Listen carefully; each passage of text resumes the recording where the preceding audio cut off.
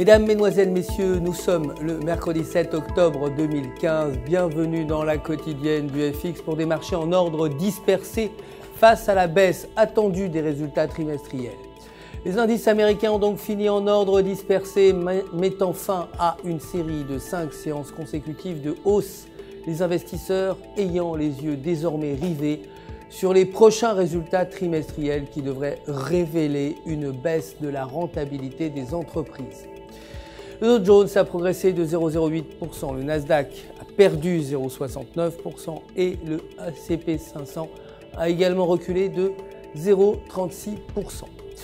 Le dollar a perdu du terrain par rapport aux devises majeures, la perspective de moins en moins évidente d'une hausse des taux d'intérêt américains avant la fin de l'année ayant continué de peser sur le billet vert. La balance commerciale a été inférieure aux attentes, le déficit atteignant 48,3 milliards contre 47,6 prévus.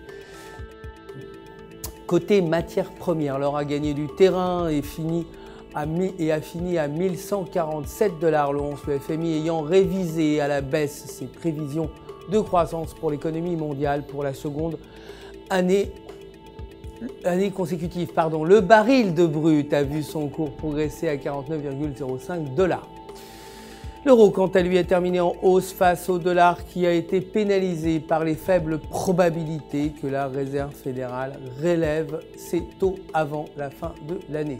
Techniquement, selon le graphique du jour, la paire euro-US dollar est au-dessus de la ligne de tendance haussière. Si la dynamique se poursuit, la paire pourrait atteindre 1,1500, mais si elle retombe sous la ligne, la tendance pourrait s'inverser. La paire retomberait aux alentours de 1,0900.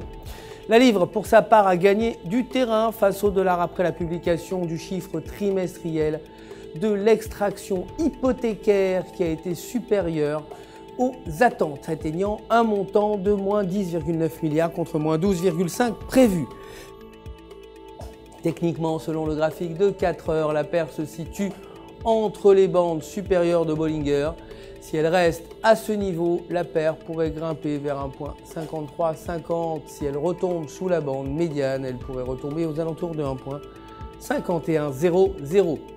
C'est la fin du flash. Merci de nous avoir suivis. Je vous retrouve bien sûr avec plaisir demain matin pour les nouvelles actualités des marchés. En attendant, restez avec nous sur www.ufx.com pour tous vos besoins de trading. Un conseiller personnel, vous le savez, est là pour répondre à toutes vos questions si vous en avez. Tout UFX se joint à moi pour vous souhaiter une excellente journée de trading.